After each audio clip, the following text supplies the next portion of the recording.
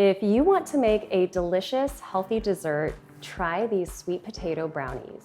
They have a rich, fudgy texture, so you'd never guess they're made without using flour or butter. To get started, preheat your oven to 350 degrees Fahrenheit and grease an 8-inch square pan with cooking spray. Then press a piece of parchment paper into the bottom of the pan so the brownies will be easy to remove later. The oil you sprayed will hold the parchment paper in place. To make these gluten-free brownies, you'll need 2/3 of a cup of sweet potato puree. I usually make these when I have some leftover baked sweet potato already in my fridge. So you can simply scoop the sweet potato into your measuring cup. If you don't already have baked sweet potato on hand, you can steam some peeled sweet potato cubes quickly until they are fork tender. Or you can probably even use canned sweet potato or pumpkin puree if you have that on hand. Add the sweet potato puree to a large bowl, followed by 1 cup of creamy almond butter. I'm using almond butter that isn't roasted or salted, so it has a really mild flavor.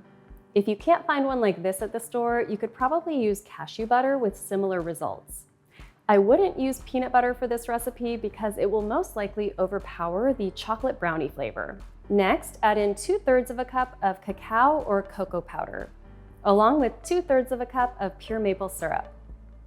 Now, add in 2 large eggs, which will help give these flourless brownies some structure. Next, add in 1 teaspoon of baking powder, 2 teaspoons of vanilla extract, and a 1/2 teaspoon of fine sea salt. Stir the brownie batter together until it looks relatively smooth. It's okay if you do still see a few small lumps of sweet potato. Then fold in a 1/2 cup of chocolate chips to help boost the overall chocolate flavor. Pour the batter into the prepared pan and spread it out evenly. You can sprinkle a few extra chocolate chips on top if you want to make these look pretty.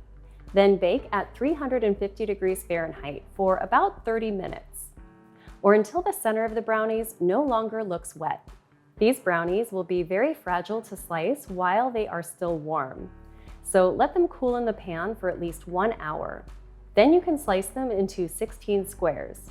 You'll probably need to wipe off your knife after each slice.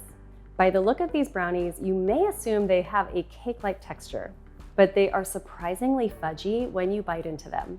Store them in the fridge for up to a week if you think you won't eat them all before then. And if you enjoy this recipe, be sure to check out my others for more.